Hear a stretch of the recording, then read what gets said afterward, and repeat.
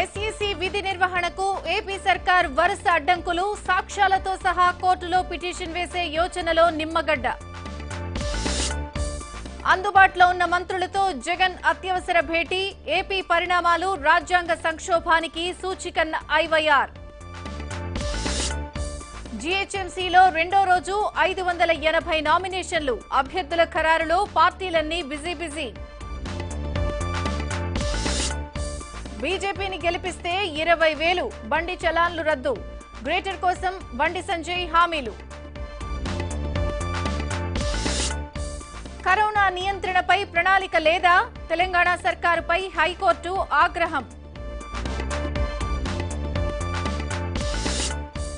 కాలుష్యానికి తోడు ప్రజల నిర్లక్ష్యం, ఢిల్లీలో కరోనా విశ్వరూపం, ప్రభుత్వం కఠిన చర్యలు. ప్రమాణం చేసిన 3 రోజులకే రాజీనామా, అవినీతి ఆరోపణలతో వైదొలిగిన బీహార్ మంత్రి. హఫీజ్ సయ్యద్ కు పాక్లో 10 ఏళ్ల జైలు శిక్ష, ఉగ్రవాదిగా గుర్తించి శిక్షించిన కోర్టు.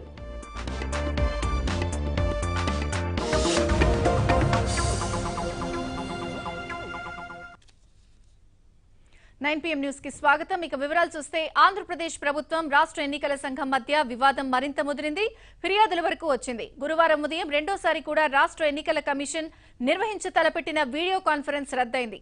ఇక న్యాయస్థానాన్ని ఆశ్రయించేందుకు ఎన్నికల కమిషన్ సిద్దమైంది. అనుచిత వ్యాఖ్యలు చేసిన మంత్రి కొడాలి నానిపై గవర్నర్ కు రాష్ట్ర ఎన్నికల కమిషనర్ నిమ్మగడ్డ రమేష్ కుమార్ ఫిర్యాదు చేశారు.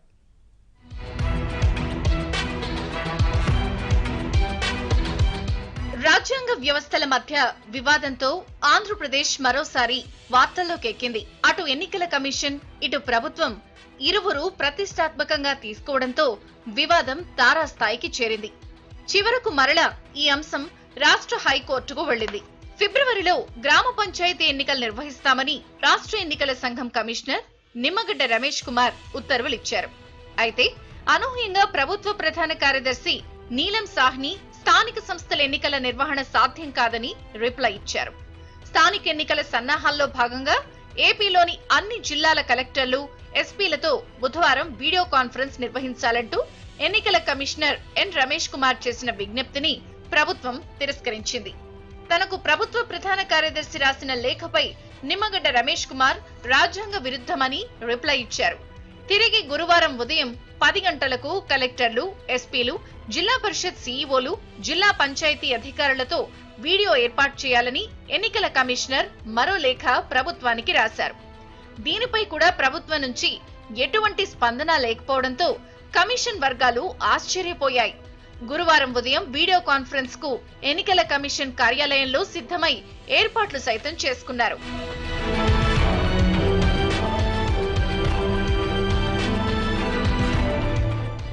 ఉదయం వీడియో కాన్ఫరెన్స్ నిర్వహించాలి అనుకున్నది వ్యవహారం న్యాయపరమైన అవసరాల కోసమేనని అంటున్నారు. రాజ్యాంగబద్ధమైన సంస్థ పట్ల ప్రభుత్వం వ్యవహరిస్తున్న తీరు పట్ల అభ్యంతరం వ్యక్తం చేస్తూ ఎన్నికల కమిషన్ హైకోర్టుకు వెళ్లాలని నిర్ణయించినట్టు తెలిసింది.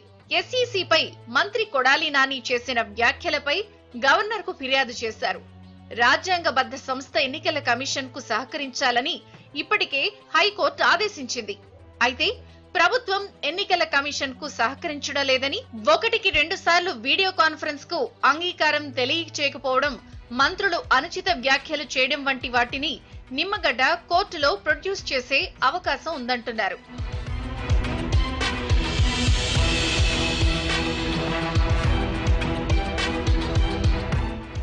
కర్ణాటక, రాజస్థాన్, కేరళలో కూడా స్థానిక ఎన్నికలు నిర్వహించాల్సిందేనని ఆయా రాష్ట్రాల హైకోర్టులు ఆదేశించాయి. రాష్ట్రాల్లో ఎన్నికలు నిర్వహించడము అనేది ఆయా రాష్ట్రాల ఎన్నికల కమిషన్ ఇష్టమని కర్ణాటక హైకోర్టు చాలా స్పష్టంగా చెప్పింది. ఈ తీర్పులను టీడీపీ ప్రస్తావిస్తోంది. కేవలం ఒక వ్యక్తి కోసం స్థానిక ఎన్నికలు వాయిదా వేస్తున్నారని టీడీపీ మండిపడుతోంది. కర్ణాటక హైకోర్టు ఇచ్చిన తీర్పును బుధవారం సుప్రీంకోర్టు కూడా సమర్థించిందని టీడీపీ చెబుతోంది. నిమ్మగడ్డ పదవి అయిపోయిన తర్వాత కనగరాజ్ను ఎస్ఈసీ పదవిలో కూర్చోబెట్టి అన్నింటినీ ఏకగ్రీవం చేసుకోవాలనుకుంటోందని, అందుకే ఎన్నికలు నిర్వహించడానికి ప్రభుత్వం సిద్ధంగా లేదని మాజీ ఎంపీ జేసీ దివాకర్ రెడ్డి విశ్లేషించారు. ఫిబ్రవరిలో ఎలక్షన్స్ రన్ చేస్తా అన్నాడు. ఏదో నోటిఫికేషన్ కన్సల్టేషన్స్ ఏంటంటూ ఉంటాయి, వాళ్ళ ప్రొసీజర్లు ఉంటాయి. ఆ ప్రొసీజర్ల ప్రకారం పోతే అంత లోపల ఎవడోడు కోర్టు పోతాడు. యునానిమస్గా అయినవాడు అయినా పోతాడు, కానివాడు అయినా పోతాడు. కానివాడు ఏమంటాడు, మళ్ళా ఎలక్షన్ పెట్టి ఇప్పటికే 3 నెలలు 4 నెలలు దాటిపోయింది, ఆ period is invalid, please conduct the right from the beginning అంటాడు. ముఖ్యమంత్రి గారు అనుచరులు మంత్రులందరూ లేదు, అది కూడా ఎలక్షన్ కమిషన్ కండక్ట్ చేసింది. అప్పుడు యునానిమస్ అయ్యారు కాబట్టి యునానిమస్ కావాలంటాడు. ఈ ఆసామి కోర్టు పోతాడు, ఆ ఆసామి కోర్టు పోతాడు. కోర్టు పోతే కాటుకు పోయినట్టే కదా. అదే నెల లోపల 15 రోజులతో తెగేటువంటి వ్యవహారం కాబట్టి ఇటు జరగవు, ఎలక్షన్లు జరగవు. దాని గురించి మీరు ఎందుకు ఆతృతపడతారు? మాజీ సీఎస్ ఐవైఆర్ కృష్ణారావు ప్రభుత్వం వివేకరహితంగా వ్యవహరిస్తోందని ట్విట్టర్లో పోస్ట్ చేశారు. రాజ్యాంగంలో పొందుపరిచిన అనుకరణ ప్రకారం ఎన్నికల నిర్వహణ అధికారం ఎలక్షన్ కమిషనర్దేనని ఆయన పేర్కొన్నారు. రాష్ట్ర ప్రభుత్వాన్ని సంప్రదించడం అంటే నిర్ణయం రాష్ట్ర ప్రభుత్వానికి కాదు అని వ్యాఖ్యానించారు. రాజ్యాంగంలో అంత స్పష్టంగా ఉన్నప్పుడు రాష్ట్ర ప్రభుత్వం అడ్డుపడితే కోర్టులో ఈసారి అక్షింతలతోనే ఆగిపోవచ్చని ప్రభుత్వాన్ని హెచ్చరించారు.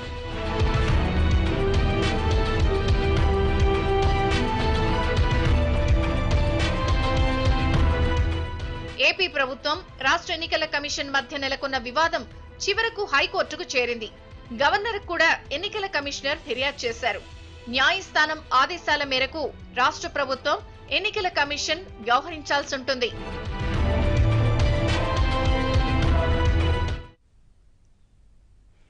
గవర్నర్ కు నిమ్మగడ్డ ఫిర్యాదు చేసిన తర్వాత కొడాలి నాని మరోసారి నోరు పారేసుకున్నారు. నిమ్మగడ్డ రమేష్ పై తీవ్ర వ్యాఖ్యలు చేశారు.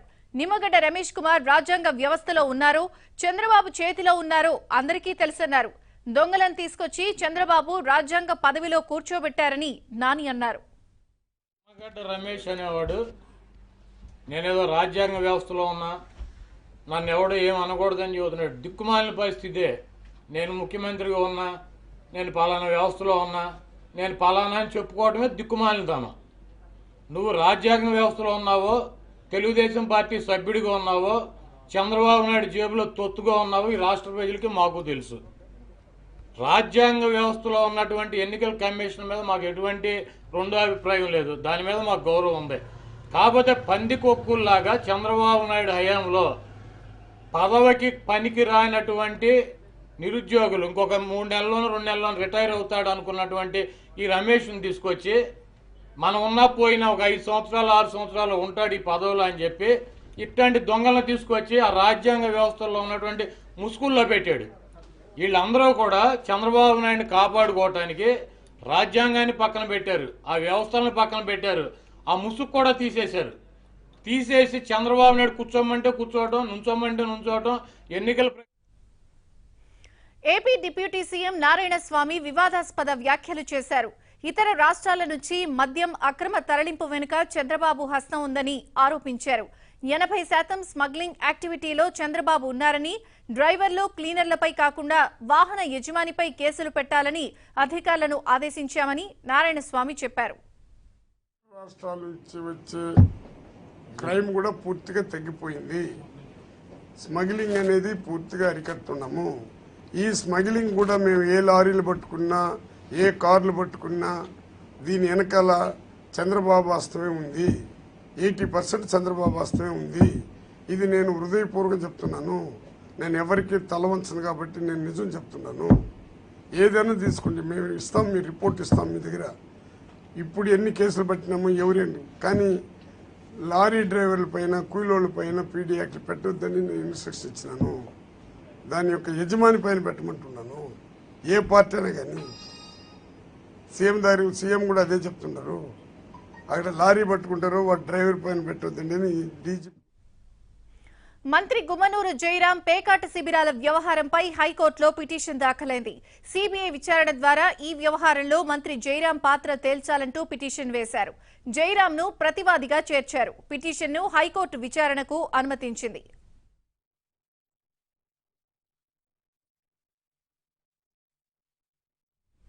9 PM న్యూస్ లో చిన్న విరామం.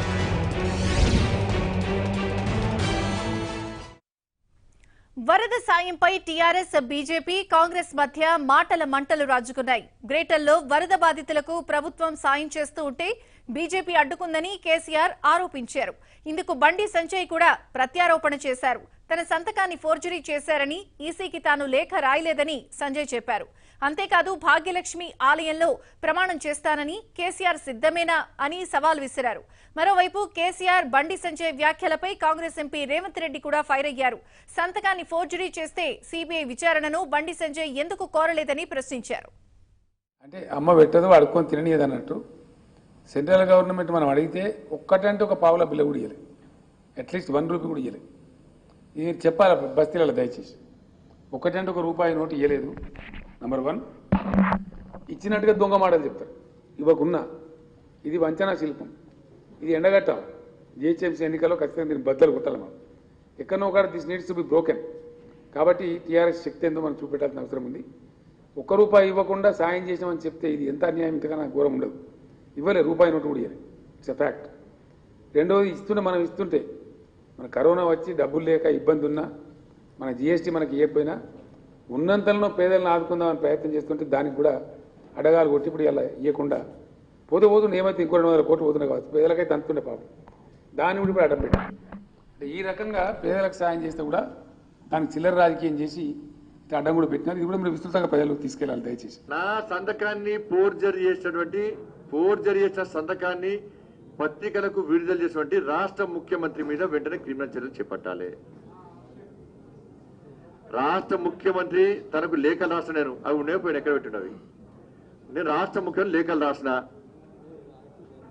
గవర్నర్ గారు రాసిన, ప్రధానమంత్రి గారు రాసిన, మళ్ళీ సిఎస్ కు రాసిన, ఆ లేఖలు తెప్పించుకోండి. ఈ సంతకము ఆ సంతకము నాది అయితే కొంచెమన్నా దానికి దీనికి సంబంధం ఉంటే, లేకుంటే ముఖ్యమంత్రి క్షమాపణ చెప్పాలి. ఇంత నీచమైన ఆలోచనతో అడ్డదారులు గెలుస్తున్నారు. ఈ సంతకం కూడా రాయాలంటున్నా, ఈ సంతకం నాది కాదు అంటున్నా. నేను ప్రమాణం చేస్తా, ముఖ్యమంత్రి ఈ సంతకం నాదే ప్రమాణం చేయాలి. సరే పైసలు ఇస్తే పక్క పెడదాం, ఇలా వరదల పైసలు ఇస్తే పక్క పెడదాం. ఇవాళ ఈ సంతకము నాది కాదు అని చెప్పి నేను భాగ్యలక్ష్మి అమ్మవారి సాక్షిగా ప్రమాణం చేస్తా. ఈ సంతకం నాదే, ఈ లెటర్ హ్యాడ్ భారతీయ జనతా పార్టీదే అని చెప్పి ముఖ్యమంత్రి వచ్చి భాగ్యలక్ష్మి అమ్మవారి దగ్గర ప్రమాణం చేస్తాడా? వరద సహాయాన్ని నిలిపివేయడానికి బండి సంజయ్ గారి ఫిర్యాదే కారణమని రాష్ట్ర ప్రభుత్వం చెప్పింది. నా సంతకం ఫోర్జరీ చేసిండ్రు, నాకు సంబంధం లేదని చెప్పి ఆరోపణ చేస్తుండు. దీని మీద ఏమంటుండు, నేను భాగ్యలక్ష్మి దేవాలయం దగ్గరకు వచ్చి ఓటేస్తా, నువ్వు నిజంగా హిందువు అయితే అని కేసీఆర్కు సవాల్ విసురుతుడు.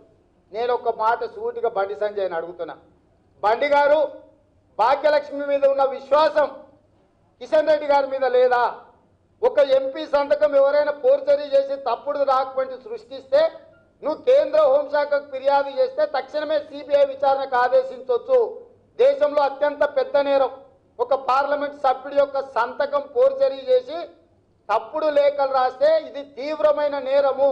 ఈ తీవ్రమైన నేరం మీద ఎంబడే సిబిఐ విచారణకు ఆదేశించి టీఆర్ఎస్ లో ఉన్న వాళ్ళు ఎంత పెద్దవాళ్ళైనా లోపలేసే అధికారం మీ మంత్రి కిషన్ రెడ్డి గారికి ఉన్నది. మీరు కిషన్ రెడ్డి గారికి ఫిర్యాదు చేయడం మానేసి చార్మినార్ దగ్గర భాగ్యలక్ష్మి దగ్గర నోరు లేని భాగ్యలక్ష్మి దేవత దగ్గర పోయి నీ డ్రామాలు ఎందుకని అడుగుతున్నా నేను. తెలంగాణ రాజకీయం కాకరేపుతోంది. జీహెచ్ఎంసీ ఎన్నికలు లక్ష్యంగా నేతల మధ్య మాటల యుద్ధం నడుస్తోంది. అభివృద్ధి కావాలో అరాచకం కావాలో ప్రజలు ఆలోచించుకోవాలని కేటీఆర్ అన్నారు. బల్దియా ఎన్నికలు బీజేపీ ఎంఐఎం మధ్య అని ఎంపీ అరవింద్ అంటే టీఆర్ఎస్ బీజేపీ ఎంఐఎం రంగులు మార్చే పార్టీలని షబ్బీర్ అలీ విమర్శించారు. ప్రభుత్వం ప్రజల కష్టంలోనే ఉంది, సుఖంలోనే ఉంది. దుఃఖంలోనూ ఉన్నాం, సుఖంలో ఉన్నాం. ప్రజలు కరోనాతో భయపడుతున్నప్పుడు కంటైన్మెంట్ జోన్లలోకి పోయింది మేము, వారికి ధైర్యం చెప్పింది మేము, ఇంటింటికి హోమ్ ఐసోలేషన్ కిట్లు ఇచ్చింది మేము. ప్రజలు హైదరాబాద్లో 100 ఏళ్లలో పడని అసాధారణ వర్షం పడితే లక్షల మంది ఇబ్బందులు పడుతుంటే 100 టీంలు వేసుకొని మోకాళ్ళలో నీళ్ళలో తిరిగింది మేము, ధైర్యం చెప్పింది మేము. తెలంగాణలో కొంతమంది విద్వేషపు విత్తనాలు నాటే ప్రయత్నం చేస్తూ ఉన్నారు. ఇక్కడ మత సామరస్యాన్ని దెబ్బతీసే విధంగా ప్రయత్నం చేస్తూ ఉన్నారు. ఏం జరుగుతుంది, ఎవరికి ఓటు వేస్తే ఆలోచించండి. విద్వేషము విషంతో నిండిన హైదరాబాద్ కావాలా, లేదా విశ్వాసంతో విఘ్నతతో ఆలోచించే హైదరాబాద్ కావాలా? మన హైదరాబాద్ అని కొందరు అంటున్నారు, దాన్ని కొందరి హైదరాబాద్గా మార్చే ప్రయత్నం చేస్తున్నారు. కొందరి హైదరాబాద్గా ఉండాలా, అందరి హైదరాబాద్ కావాలా? ఆలోచించండి. భారతీయ జనతా పార్టీ కరోనా వచ్చినటువంటి హైదరాబాద్ పేద ప్రజలకు ఒక చిన్న నయా పైసా కూడా ఇచ్చినటువంటి దాఖలా లేదు. గౌరవ ముఖ్యమంత్రి గారి ఆదేశాలతోని మరి వరద బాధితులకు 10,000 రూపాయలు సహాయం చేస్తున్నటువంటి ప్రభుత్వాన్ని కంప్లైంట్స్ ఇచ్చి ఇవాళ భారతీయ జనతా పార్టీ, కాంగ్రెస్ పార్టీ పేద ప్రజలకు ఆ డబ్బు అందకుండా చేసి వారి నోటికాడ బుక్కను గుంజుకున్నటువంటి పరిస్థితి. కాంగ్రెస్ బీజేపీ పార్టీలకు అసలు జిహెచ్ఎంసీ ఎన్నికల్లో ఓటు అడిగేటటువంటి అర్హత లేదని చెప్పి ఇవాళ ప్రజలందరూ భావిస్తా ఉన్నారు. మంచి ఆలోచన వచ్చి ఫ్యామిలీకి 10,000 ఇస్తాము అని అనుకున్నప్పుడు ఎలిజిబుల్ వాళ్ళందరికి ఇచ్చిన తర్వాత ఎలక్షన్ పెట్టగలుగుతుంది. అంత అబ్రప్ట్ గా నోటిఫికేషన్ ఇష్యూ చేసి ఇంత అర్జెంట్ గా పెట్టాలంటే అవసరం ఎక్కడ ఉంది? ప్రభుత్వం యొక్క పాలన యొక్క నిజాయితీని చూసి మంది ఓట్లు వేయాలి, కానీ వాళ్ళని ఓట్లేసే పరిస్థితికి తెచ్చుకోవడం అనేది కరెక్ట్ కాదు. ఇంత అసంతృప్తి, ఇంత రియాక్షన్ ఎందుకు జనంలో వస్తుంది? చేయలేదు కనుక, మీరు గిల్టీ ఉన్నారు కనుక ఎలక్షన్లు గెలవడానికి ఇది గిఫ్టింగ్ జరుగుతూ ఉంది. మేము పంపించిన వరద సహాయంతో వీళ్ళు 10,000 రూపాయలు ఇచ్చింది ఇప్పటిదాకా. వీళ్ళు న్యాయపై సీయలే. ఆ 400 చిల్లర కోట్లు అయితే ఉన్నాయో అవిటితోటి 10,000 రూపాయలు ఇచ్చిండ్రు. ఓటీ మజ్లిస్ తోటే ఉన్నది బీజేపీకి. 45 versus 105, old city versus rest of the city. వాళ్ళ రూల్స్ ప్రకారం వాళ్ళు ఆపుకున్నారు తప్ప మా లెటర్ ఎవరు రాసింది లేదు, ఎవరు అడిగింది లేదు. నేను చెప్తున్నాం కదా, కుల్లా పైసలు ఇవ్వమని డిమాండ్ చేస్తున్నాం మేము. వరద సాయమే కాదు, ఓటుకు పైసలు ఇచ్చేది ఉంటే కూడా మీరు ఇచ్చుకోండి. టీఆర్ఎస్ మార్చి అన్ని కులాలు మతాలు అందరూ తల ఎత్తుకొని సమాన హోదాతో బతికే పరిస్థితి సృష్టిస్తే ఇవాళ బీజేపీ ఓ పక్కన వాళ్ళు నినాదం తీసుకున్నారు, టీఆర్ఎస్ ఎంఐఎం ఇంకో పక్కన వీళ్ళు నినాదం తీసుకున్నారు. వీళ్ళిద్దరు కలిసి అసలు మనిషి జీవితాన్ని ఒక పెద్ద ప్రశ్నార్థంగా మార్చే పరిస్థితి తీసుకొస్తా ఉన్నారు. అందరినీ చంపేసి నేను బతుకుదాం అని అనుకున్నావే, తాండదన్నే ఉంటే తలదన్నే వాళ్ళు లాగా ఉంటారు అన్నట్టు. తప్పనిసరిగా కాంగ్రెస్ పార్టీ లేచి నిన్ను మళ్ళీ నేను నెత్త తన్నేదే. డెఫినెట్గా హైదరాబాద్లో కాంగ్రెస్ పార్టీ గెలుస్తుంది. 67,000 కోట్లు ఖర్చు పెట్టాను అని చెప్తున్నాను. నిజమే, మరి ఎడిపోయినా 67,000 కోట్లు బాగు చేస్తుంటే మొన్న వచ్చిన వర్షానికి ఇళ్ళు మునిగేవి కాదు, మనుషులు మునిగేవాళ్ళు కాదు, కార్లు మునిగేవి కాదు, మనుషులు అందులో రంధ్రాలు పడి కొట్టుకొని చచ్చిపోయేవాళ్ళు కూడా కాదు. 3 పార్టీలు కూడా సమయాన్ని బట్టి రంగులు మారుస్తూ ఉంటారు. ఇది అలవాటు ఉంది కేసీఆర్ గారికి. అంటే అలాగే బీజేపీకి కూడా 1,60,000 ఇల్లు అయిపోయిందట.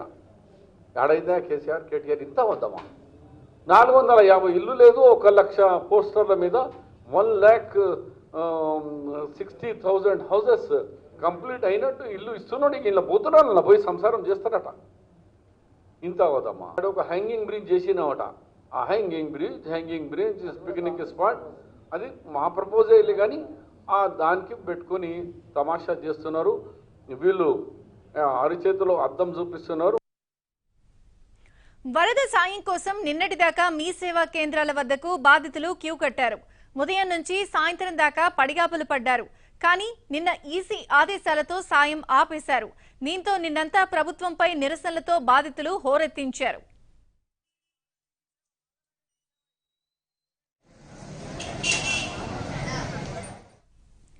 కానీ ఈరోజు సీన్ మారింది.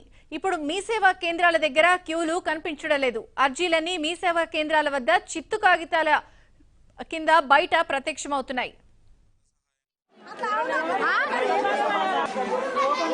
సాయంత్రం దాకా నుంచొని పేపర్స్ అన్ని కలెక్ట్ చేసి ఇదిగో పేపర్స్ ఇక్కడ పడేశారు. జనాలందరూ ఇక్కడ ఏరుకుంటున్నారు పేపర్స్. ఎవరు ఎక్కడ ఉన్నాయో ఏం కూడా తెలియట్లా.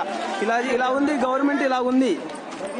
చూడండి, ఇదిగో అందరు పేపర్లు ఏరుకుంటున్నారు. చూడండి, అన్ని తీసుకొని ఇది బాలానగర్ ఈ సేవ ఇది చూడండి. దీంతో మీ సేవా కేంద్రాల వద్ద తమ అర్జీలున్నాయో లేదో అని బాధితులు రోడ్డుపై వెదుకులాట ప్రారంభించారు. చిత్తు కాగితాల్లో ఉన్న అర్జీలన్నింటినీ చూసుకుంటూ తమవో కావో చూసుకుంటున్నారు.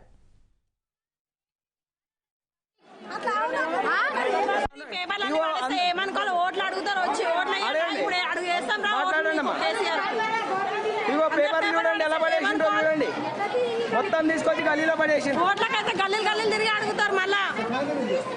పైసలు ఇచ్చినాకే ఓట్లు, లేకపోతే ఓట్లు ఓట్లు చెప్పుతో బట్టి చెప్పులు మెడలేయాలి. ఏరుకునే పడసాడు లేకపోతే ఎందుకు ఆన్లైన్ లా మా అన్నీ ఉన్నాయి, అందులో పడేయాలి. ఇష్టం ఉంటే లేకుంటే చిన్న పిల్లలు వదిలేసుకొని వచ్చిన వేములవాడ ఎమ్మెల్యే తీరుకు నిరసనగా స్వతంత్ర అభ్యర్థులు భిక్షాటన చేశారు. నియోజకవర్గంలో ప్రజలు కరోనా బారిన పడుతున్న ఎమ్మెల్యే చెన్నమనేని రమేష్ 8 నెలలుగా జర్మనీలో ఉంటున్నారని ఆరోపించారు. ఎమ్మెల్యే చెన్నమనేని రమేష్ వేములవాడకు రావాలని, అందుకయ్యే విమాన ఖర్చుల కోసం భిక్షాటన చేశారు. అకాల వర్షంతో రైతులు భారీగా నష్టపోయారని, వారిని పట్టించుకునే నాథుడే కరువయ్యారని అన్నారు.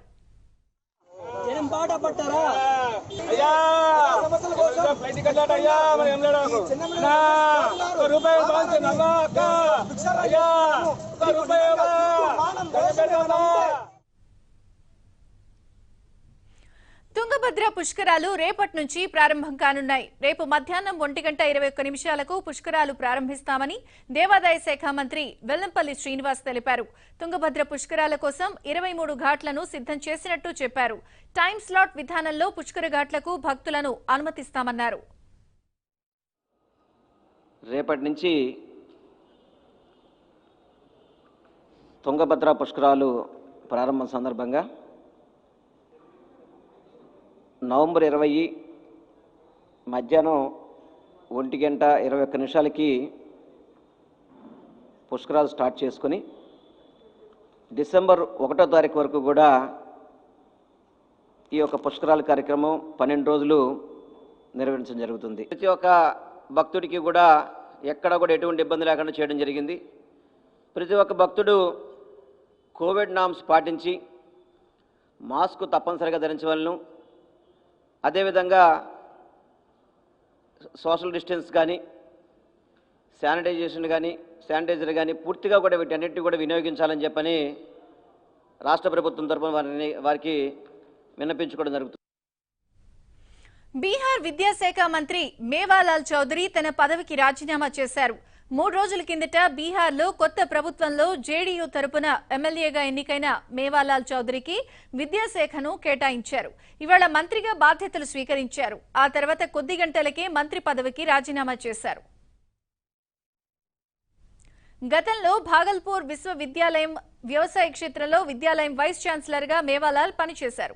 మేవాలాల్ హయాంలో ప్రొఫెసర్ల నియామకాల్లో అవకతవకలు జరిగాయనే ఆరోపణలు వచ్చాయి. ఆ తర్వాత దీనిపై విచారణ కమిటీ వేశారు. కమిటీ కూడా అవకతవకలను నిర్ధారించింది.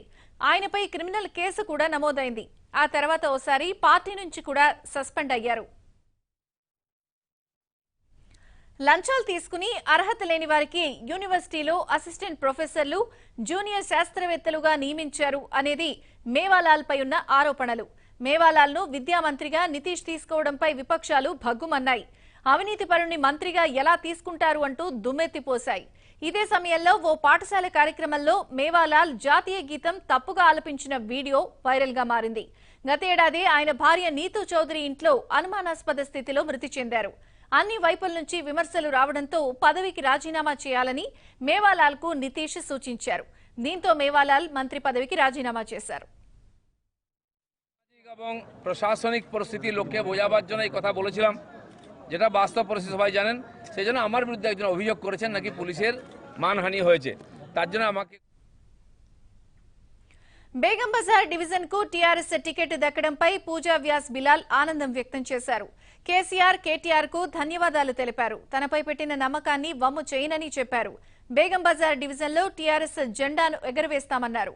గ్రేటర్లో టీఆర్ఎస్ కు 105 సీట్లు వస్తాయన్నారు. పూజా వ్యాస్ బిలాల్ కు బేగం బజార్ టికెట్ దక్కడంతో టీఆర్ఎస్ కార్యకర్తలు సంబురాలు జరుపుకున్నారు.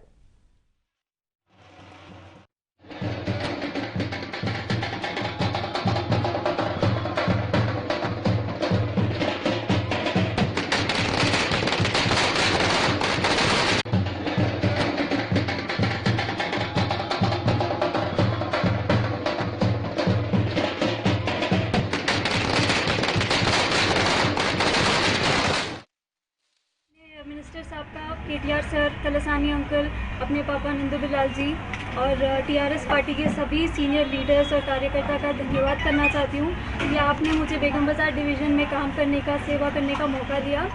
और मैं बेगम बाज़ार की जनता से अपील करना चाहती हूँ कि आप मुझे एक मौका दें, नई पीढ़ी को, नई सोच को एक मौका दें अपनी सेवा करने का, और मुझ पर आशीर्वाद रखें। धन्यवाद। जय तेलंगाना। बट पापा ने इतने साल से काम किया है पब्लिक के लिए, इतने उनके सर्विसेज है, तो I also want to be like him. उनके जैसे काम करना है, जनता के लिए काम आना है, that is the only reason. And मेरा मोटो बस लोगों के लिए काम करना होगा, बाकी कोई दूसरा सेकंड थॉट्स नहीं है, सेकंड इंटेंशन नहीं है। I will only work for the public and always lead for them.